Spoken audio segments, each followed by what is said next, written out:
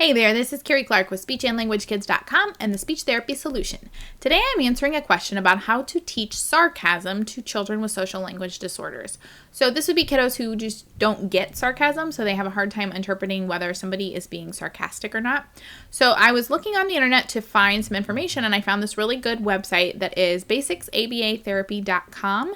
And this is information on teaching sarcasm from an ABA therapist, also a BCBA. So I thought this information was really good, so I wanted to just go ahead and share her information, and then below this video I have linked to that blog post so you can go over there and see it as well. So this is Melissa Ruiz, which is a BCBA. Okay, so according to Melissa, there are three elements of sarcasm. So there's facial expression, context, and vocal cues.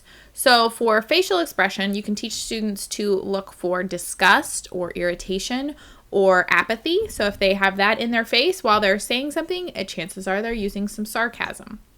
Okay, then the next thing would be context, using context to figure out if somebody is being sarcastic. So often the sarcastic statement will contradict the general topic of the rest of the conversation. So her example is, if you're talking about how dirty a restaurant was and how bad the service was, and then you end by saying, but at least the food was good, then chances are that's sarcastic, because everything else was bad. Chances are the rest of it was bad too. So you can teach them to look for, does it make sense with the conversation, or do they mean the opposite of what they're actually saying? Then that third part would be the vocal cues, and she talks about some different pitch differences that we will do for sarcasm. So in English, if you say thanks, when people are saying thanks to be sarcastic, she says that they use a more nasal tone to indicate that sarcasm. So it's kind of, instead of saying thanks, you're saying thanks. That's my best attempt on that one. She also gives the example of elongating words. Excuse me. That would be a sarcasm. Or saying exciting words with a flat affect, like wow, great, yay. That would be sarcasm. Using a sing-song melody.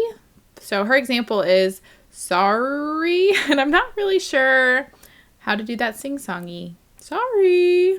I guess that one would be kind of sarcastic. We'll go with that. And then this one I'm kind of a little fuzzy on, but we're going to do this. I'm going to say this one anyway. So this is inverse pitch obtrusion is what she calls it.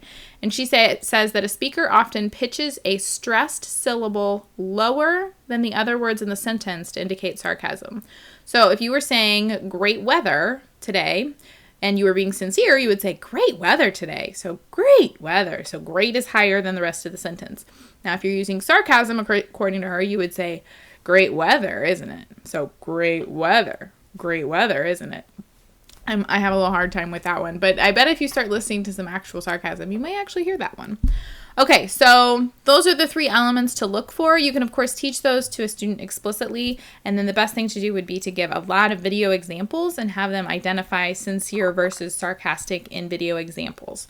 So I hope that helps. Again, the link to this blog post on the basicsabatherapy.com website is linked below this video. You can head on over there and check that out. I think it's a really good resource. Thanks so much for watching, and have a great day.